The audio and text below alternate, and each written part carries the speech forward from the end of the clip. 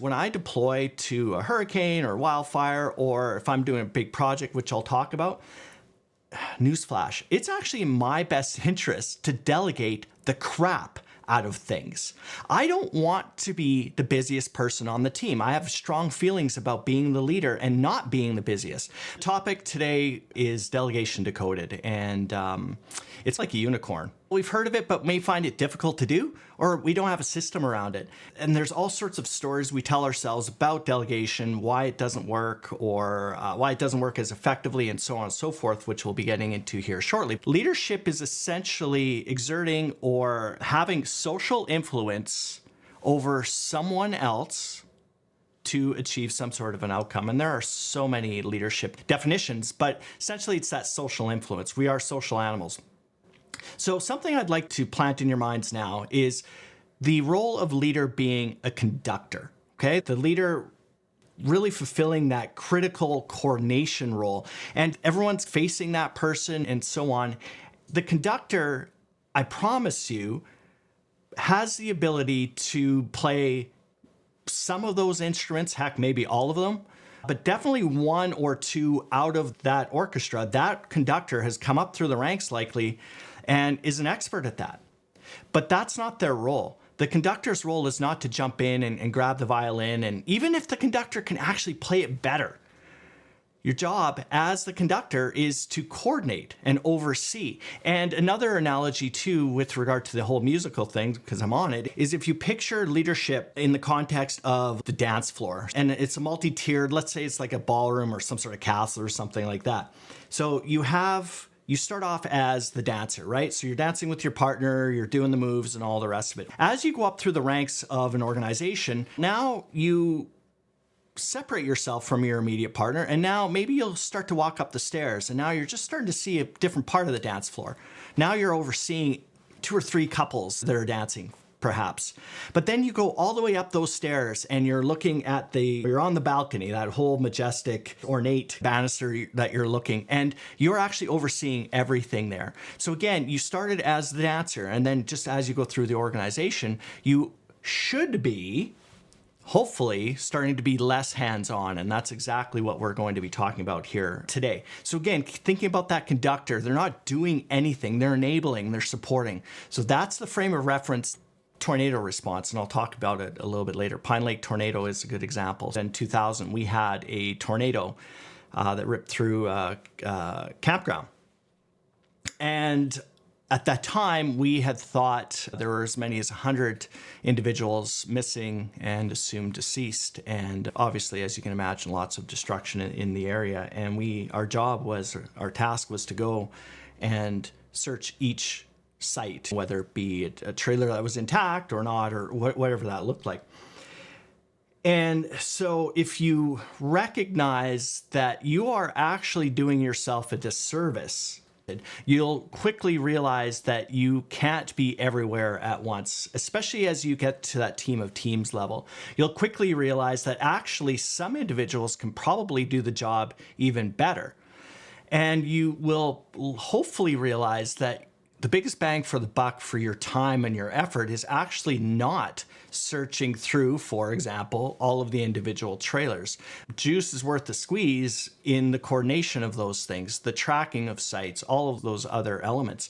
And I put on here the mission, because if you as the leader have the mission in mind always, that starts to strip away the ego. It starts to strip away the stories we tell ourselves around I'm the only one that can do it, the perfectionist, all of those other things. Because actually, if you really want to get into the psychology of perfectionism, it's actually a little bit more rooted in a sense of confidence and things like that, but beyond the scope of our conversation here.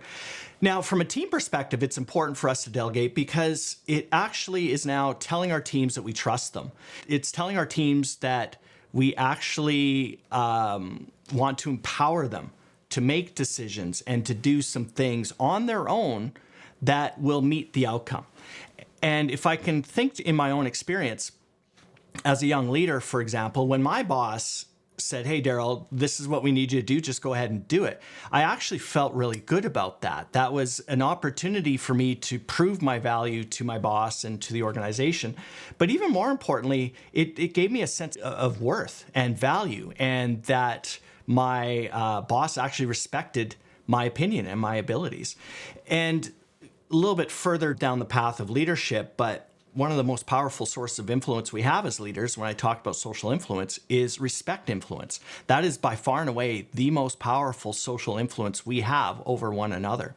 And so what we're saying is, if I'm delegating a task, if I'm saying to Benny that this is what we need, I give a task, purpose, and end state, which we'll cover, just go ahead and do it. Now, let's look at the antithesis of that is if I give a task or something like a project or whatever it might be to somebody, and I'm telling them exactly what to do, how to do it, when to do it, what you're actually telling that individual or that team, depending on what level you're at, is that you don't trust them. And the insidious point to make around that is a lot of times cognitively, if I was to say, hey, do you trust your team? Oh, 100%. I hired them. But when you are not delegating effectively, if you are essentially micromanaging, cognitively, you may be thinking that, but you're demonstrating behaviors that are actually eroding that respect. And it's actually causing a great deal of dissatisfaction within your team or teams of teams. Honest to goodness, when I deploy to a hurricane or wildfire, or if I'm doing a big project, which I'll talk about, newsflash, it's actually in my best interest to delegate the crap out of things. I don't want to be the busiest person on the team. I have strong feelings about being the leader and not being the busiest. My job is not to be task oriented and figuring out all the little nitty gritty details. My job is to be looking for bumps in the road, looking for turns and all of those other things. And honestly, I'm lazy. I am so lazy. I don't want to be doing all the work all the time. So over the years, I've really figured out how to delegate effectively using a whole bunch of different tools that we'll be talking about here. There's a whole bunch of reasons why we should. And I think that a lot of us cognitively, again, recognize that. But think about it from a selfish perspective. You don't want to be having the sleepless nights, the long hours, all of those other things, the stress, blah, blah, blah. Because a lot of times an issue is actually you take it on as an ish-me, okay? So we're trying to avoid that. So even if you don't care about your teams, which I think you do, but really think about it from your own perspective. Man, I don't want to be on the phone when I'm watching my kids' hockey game or something like that, or whatever that might be. So think about it in terms of the team and empowers them. But if that's maybe a leap, think about it from your own self-interest. That's really important. So let's talk about what we'll actually be covering off. And you don't see this graphic very well, and that's on purpose. So what is the method overall? I'll just outline it really quickly here, and then we'll get into a bit more details. And it involves, well, 3 steps, but we're going to cover off the first 2 here today. So the first step is prioritize. A lot of times, we don't even know what our priorities are. So if we don't know what those are, there's no way for us to run filters or litmus test of what is important, what isn't, because that's going to become important shortly here. The second step is a concept that I can't speak strongly enough. It's called leader's intent. And it's a term that is born out of the military back in the day, a whole bunch of anecdotes around it. And we'll be diving into this. So these are the 2 main things that we'll be covering off. And then the third one is a framework that's a little, it's not needed all the time, but if so, you would use it if you need to be a little bit more hands-on, for example. So those are the 3 steps of the decoder method. So let's dive in a bit more detail around what that looks like. So that first step is that prioritization. Right off the bat, you need to know what the priorities are for your team. What are the priorities for your business unit? What are your priorities for your organization, your department, whatever that looks like? So those are things like, for instance, strategic imperatives could be an example. And I know that I've seen some of yours, for example, where they could be, so human potential is one. Oops, hopefully, yeah. Human potential. So what's interesting about that is, so that's your North Star, right? So that's a strategic imperative. And then from there come a bunch of objectives. And I spend a lot of time on a process in the executive program with regard to how we arrive on these and filter these through. So what we're talking about is really a sub-process of that. So we've got things like agile and collaborative culture. We have other ones around customer-centric. I really like that one, customer-centric. So that is an imperative, which is pretty nebulous, right? Totally nebulous. But then we get into things like a superior customer experience. Now, there we go. Now we can start to really see what that looks like and start to really translate that into an actual tangible activity and decision around that. So first and foremost, we got to figure out what our priorities are, because if we don't know where we're going, if we don't know our destination, so I'm leaving Nashville because it sucks to live there. I'd much rather live in Memphis. Benny, you're welcome. If I don't know that I'm moving to Memphis, I don't know how much gas to have. I don't know what direction to take, all of those other things. And by the way, when I'm going to Memphis, guess what? Maybe one of the interstates or whatever is blocked. If I didn't know that I was trying to get to Memphis there, if I didn't know my end state, if I didn't know where I'm trying to get to, I would be done. I'd stop at that blockade or the traffic barricade. I'd be like, all right, kids, I guess this is where the trip ends.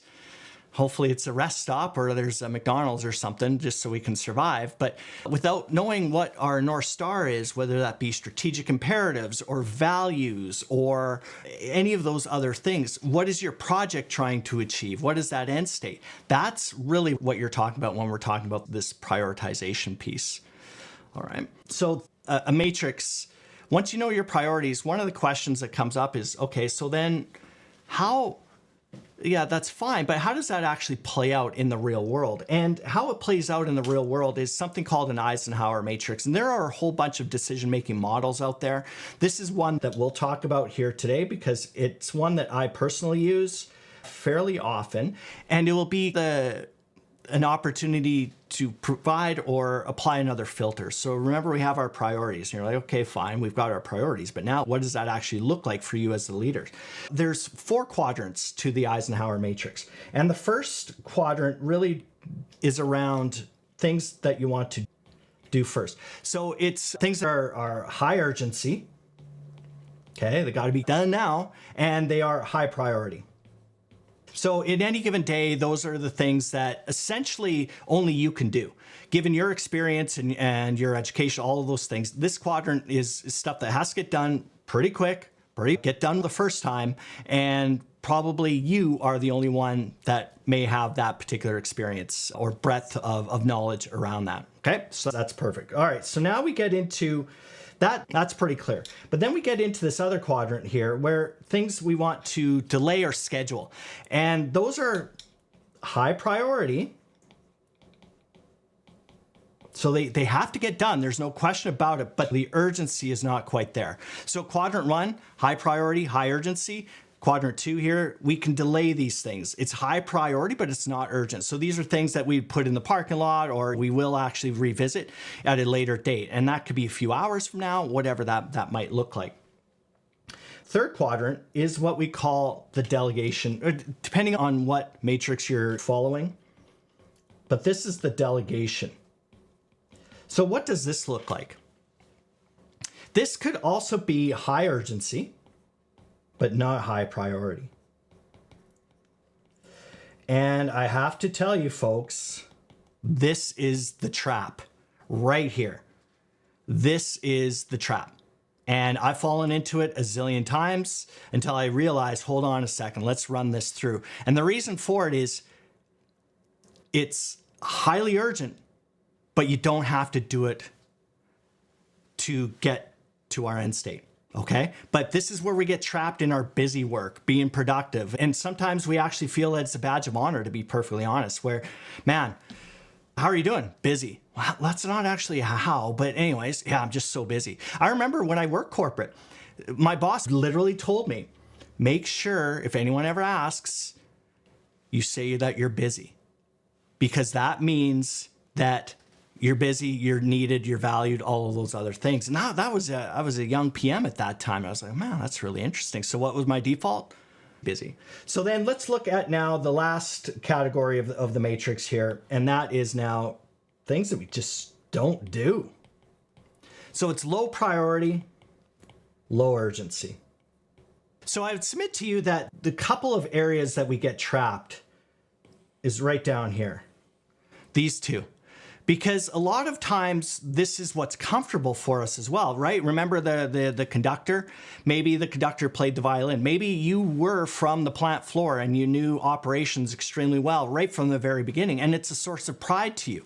And here's the other thing, maybe you do know more about folks than that are working for you. And that's completely normal. But these are the two areas in particular that we can really get wrapped around the axle in, especially this whole piece it's high urgency, but not high priority. And it can be done by somebody else. So there's different kind of matrix kind of verbiage around that. But I'd really submit to you that we want to spend our time here. And you would use this to go through we would really go and decide what high value tasks are or what low value tasks are. So right off the bat, one of the things you should be thinking about is the fact that not everything that is important is urgent. That should be a mantra. And I know in plant work and operations in particular, everything seems urgent. It's a sliding scale. So I can tell you, having made decisions that literally impact lives, I can tell you that this is such a tough pill to swallow. And it's something that is a mantra that I often will tell myself, and I'll tell the teams I support.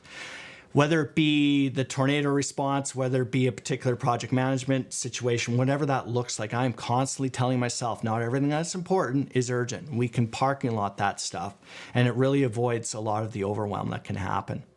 So that's the first step, is that prioritization. The second is this leader's intent. And leader's intent involves three elements. And like I said, I cannot speak strongly enough about how important leader's intent is and how it can be difficult, but once you get into the habit of using leader's intent, it will make your life so much easier. And it's really about three things. It's about a task. The task is what we are going to be doing, okay? So it's what is the actual task? That task could be something like even a project, whatever the scope that you're thinking about in terms of a task, or that task could be fixing a piece of machinery, whatever that looks like. The next part of leader's intent is purpose. Why are we doing it?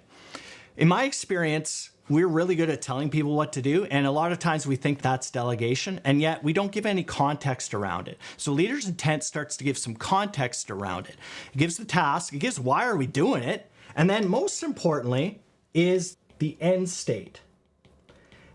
And another way of looking at it is maybe, what does right look like? What are the conditions of success, right? We know that we will have achieved the outcome when this. So that's future pacing in a lot of cases. So those are the three elements of leader's intent. So we've got our prioritization, high value, low value tasks, and then we get into what we call leader's intent.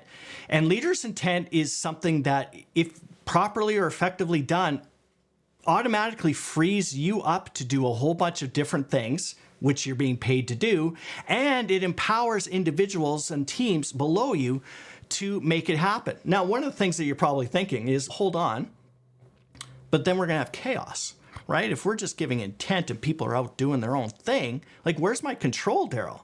It will be anarchy, and you're absolutely correct, it could be. But where we actually have the control as leaders is in that end state. So we're telling the folks, this is what right looks like at the end. So by the end of this project, by the end of this initiative, this is what we want. IT is a really good example of this. Look, we want a system, we're going to install a new software, here's why, whatever it is, it's more efficient on hardware, whatever it might look like. The end state is a system that meets these requirements and is running effectively and efficiently, or allows CSRs to do their job in 8% less time, whatever that looks like. And so once that project or initiative is actually done, that's our scorecard. That's when we're able to say, oh, yeah, that makes a lot of sense now. So that's what we call leader's intent. So if I was to look at this and apply it to my own experience, in 2020, I was hired by the Canadian Red Cross. And I'll tell you first and foremost, it was interesting because February 14th, I got a call from the VP of Canadian Red Cross Emergency Management. I'd been doing some work with them prior at a local level. She said, hey, heard some really good things about what you had done with this other smaller project, and we've got this big thing on the go. Would you be interested? I literally said, I'm not interested in it. So that was February 14th. February 15th, there was myself and 75 other people on a Teams call from the federal government and all sorts of different agencies. Within 8 days, we were up to 250 people and 5 sites at remote locations. And then within 2 weeks, I think, we were up to 500 people and 14 sites. So 2 weeks. And yes, that was a big blur. But one of the things I recognized early, just through my own experience of working with projects and so on and so forth, is how important leaders' intent was. So I drafted up leaders' intent: assist returning Canadians in testing services at land border crossings. That was the task at the behest of the federal government. So the why is there's some more verbiage around that. But what does right look like? This is really the North Star. Our project is run with minimal disruption, public processed efficiently, and our workforce is governed as a clear demonstration of Canadian Red Cross principles. So when we're looking at making decisions at whatever level that might be, this is what right looks like. And the thing about leaders' intent is you should understand the intent of 2 levels above you. So I was the project manager in this case, and there were, I think, 5 levels or something like that. I don't expect or didn't expect the very frontline folks who are literally working in the tents and so on and so forth to understand the overall intent, but they sure as heck should know what the intent of their boss and their boss's boss was. So that's where we start to get that organizational influence flowing down. Okay, so that was my task, my purpose, and my end state, which allowed me to support an operation that exploded in money and all scope and all sorts of things like that. Ultimately, how did we do with that? 235,000 public directly assisted, 98.7% uptime. The budget grew from $12 million. There was a flyer to see how the project would be, and they kept throwing money and kept expanding our scope because we were doing really well. And although we didn't know it at the time, it became the largest non-governmental project during the pandemic. But here's the thing. I did not even know, to a great extent, what standard operating procedures we were using at the actual site. Did I need to make sure we were being safe? 100%. Did I need to know that they were being done, the SOPs? 100%. My job was to support and constantly, consistently reinforce what that intent is. So every meeting I would have with HR or ops or whoever it was, I would have that formulated in my own head, and it became just a mantra of, hey folks, we got a difficult decision to make, let's run it through. We've got a whole bunch of things. We've got some high priority things. We've got some urgent things. Let's figure those out. But you know what? We've got some high priority, but not urgent. So let's go ahead and schedule those off. So throughout that entire time, we're constantly prioritizing Eisenhower and giving good leaders intent. And it was music to my ears when people would start to now communicate that intent back up the chain. So you can use it for a small team, or you can use it for an operation that's literally coast to coast. In this instance was literally Prince Edward Island in Canada here to British Columbia. And thankfully through Zoom and Teams and all the rest of it, we were able to absolutely nail it. So the third part is this expectations agreement. It's very straightforward. I'm not going to spend a lot of time on it. This is when you're starting to get into a bit more fine-tuned, but that's okay. There's a PDF that we'll make available after this as well. So we'll go through this. So as I said, this is a picture of the Pine Lake tornado I talked about earlier. So if you look at in the middle, there's an orange, there's a bunch of yellow, but there's a gentleman in a vest. That gentleman is 28 years old, and that's me. And that is Pine Lake tornado. So you're looking at kind of the destruction around it. And by that point, I had been a PM with TELUS, I don't know, probably 4 years. 3 or 4 years at that time, but I'd been doing search and rescue since I was 18. So definitely the melding of the two worlds was critical. And I recognized really early, fortunately in my career, that I was really lazy. I was a lazy leader. Okay, maybe that's a little harsh, but I didn't feel like I needed to be doing all of the work. I didn't feel like I needed to be making all of the decisions. I did not want to be doing it. I don't think I should have, because if I'm spending time in the weeds, figuring out chainsaws or figuring out, does the project team have the right access to network folders? I'm not communicating to stakeholders. I'm not thinking bigger picture. And at the end of the day, I'm exhausted. I'm absolutely exhausted after a 10-hour day. I realized very early that's not something I wanted to do. So I had to get very good at delegation. And so the decoder is really part of that journey. So 2 questions that are something that comes up, and then we'll open it up to questions here shortly. All right, Daryl, I get it. This is all well and good and stuff, but have you met my team? Dude, they're millennials. Oh my goodness, millennials. Wow, that's terrible. I'm so sorry to hear that. No, I'm so kidding. I'm so kidding. I do podcast episodes on that. But I would love to have the ability to delegate, but everyone just keeps coming up to me with questions. Like they're actually begging to be micromanaged. They have so many questions. They don't know how to do these things. And the list goes on. And I totally understand that, where maybe you want to delegate more, but you just don't think that the team is right for it. And that's okay. That is absolutely okay. And that's normal, particularly in these times where we do have disparate agency or ages and cultures and all those other things. When I talked about the Red Cross perspective, we had new Canadians, English as a second language, all sorts of different work ethics and you name it. So there was definitely a need to be detail oriented. But what we started to do and what I would empower the folks that I supported to do, look, when you're given a question, somebody comes up to you not able to do something or they're struggling with it. It really comes down to asking yourself, you as the leader, 2 questions. 1, does that individual have the authority to make that decision? So do they have the spending authority? Do they have the organizational authority in terms of the job description, bargaining unit, whatever that looks like? So that's the first question I'd ask is, okay, is this person able to make that decision? The second question is, okay, if they do have that ability, if they don't have the ability to make that decision because of policy or whatever, then guess what? That's great. That's a great task for me as the leader to go ahead and see about getting them that access via maybe the policy change, whatever that spending limit, whatever that looks like. That's where I should be spending my time, is supporting them. So the second question is around, are they comfortable making the decision? So they've got the authority, but they're still coming to you. That's interesting. Well, I can virtually guarantee you it's because they're not comfortable making the decision. So do they have the authority? Yes.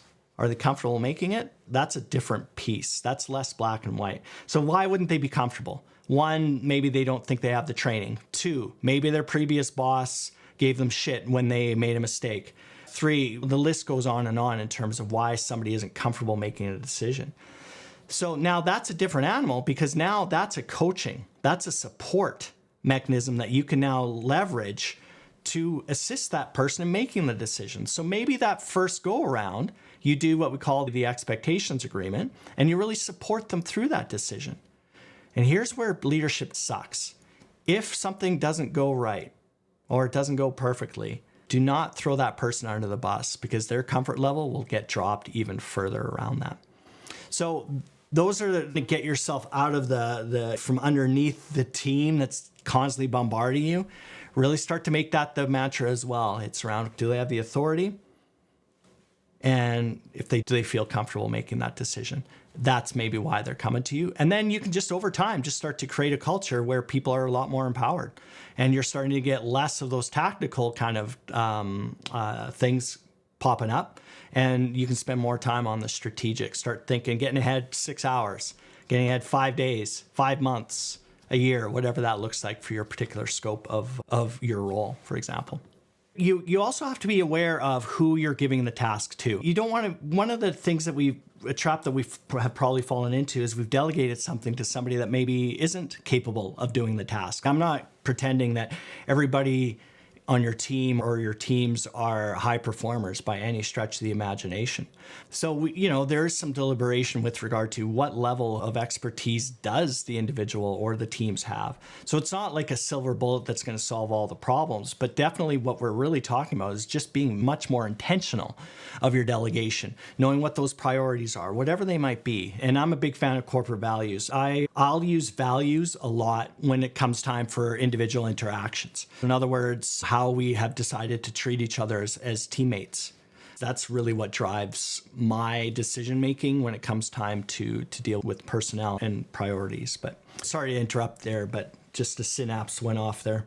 I just spent a bunch of time in the Middle East on doing some leadership training there. And so I don't want to discount the cultural aspects of our workplaces as well, right? Like there's probably context that has been there prior to them even working there. For example, how they view individuals in their family, reverent towards them, all sorts of things like that. But what I'd submit to you is sometimes nuance is no longer required. Maybe it is a situation of you just honestly saying, look, folks, one thing I've noticed using an iMessage, hey, I'm a little bit concerned that at the end of each meeting, when we've reached a decision or the team has reached a consensus, that you're all looking at me. The effect of that is that, one, I'm continuing to feel like the decision lies with me when it doesn't. And it actually disempowers you and the team that made the decision in the first place. So maybe it's not subtle at that point. It's just a good iMessage. I'm concerned. So that's your emotion tied to it. What is the behavior? Look, you're looking to me. Like it's an elephant in the room. Why are you looking at me? So when you look at me, it puts pressure on me to make a decision that maybe I'm not even equipped or up to speed on it.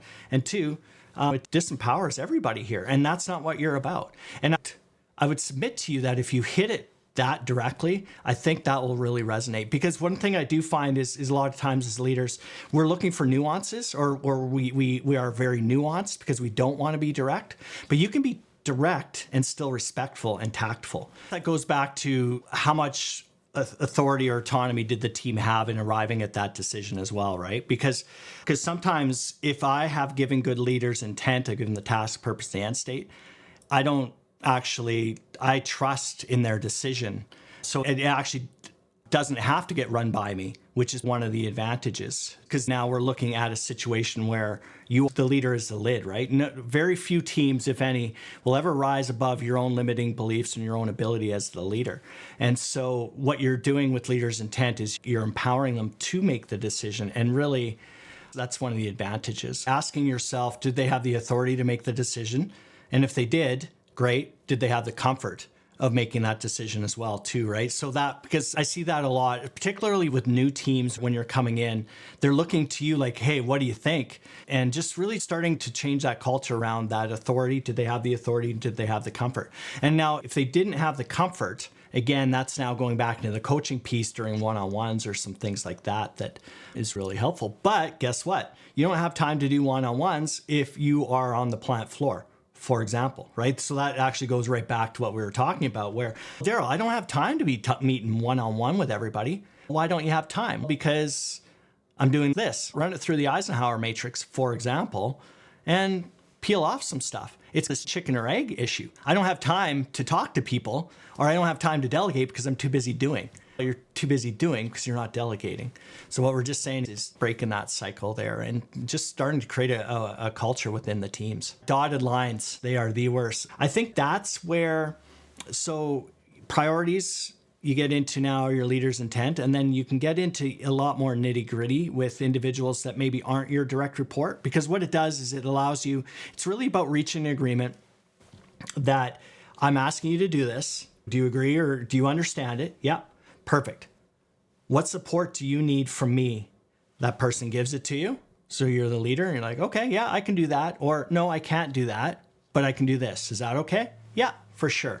So then it's like this back and forth. And I think that the expectation setting piece, not even just around delegation, I think it's just important just for workplace 101 is critical. And I think a lot of times we don't go through that extra step of literally sitting down and going through expectations. So whether it be on the union environment or, Maurice, what you just talked about there, people that aren't directly reporting to you. And again, I was only half joking when I talked about dotted line, but you're talking about, I've been a project manager for a long time. When I respond to emergencies and disasters, they aren't part of my organization. So what do? I'll tell you what's actually really interesting is you empower them more. So that, guess what? They want to work for you. They want to do the job. They want to do the tasks rather than being micromanaged by their day-to-day job manager. They'd be like, you know what? Grass is greener over here. I like it because Daryl empowers me. He just tells me what's needing to be done. He tells me why, tells me what it looks like in the end, and I just go do it. I freaking love that. There's a bunch of different elements to it, but really it comes down to those expectations and setting those good. So you do the priorities, give leaders intent, and if you need to, you go down into the expectations. But again, we're afraid to have these conversations for myriad reasons. But if you care about the mission, which I think most people do, then the onus is on you to have those conversations, and they don't have to be difficult. Just like the example with the folks looking up to the boss, you can be respectful, you can be tactful, but sometimes you need to just be fairly direct about it, less nuance. I'm really on a mission to cut down on micromanagement, and I want to make workplaces better for everybody. And from a leadership perspective, I want leaders to be the least busy on the team and busy doing stuff you want to do and not things you have to do. So hopefully this was worth your time. Thanks, everyone. Have a great weekend.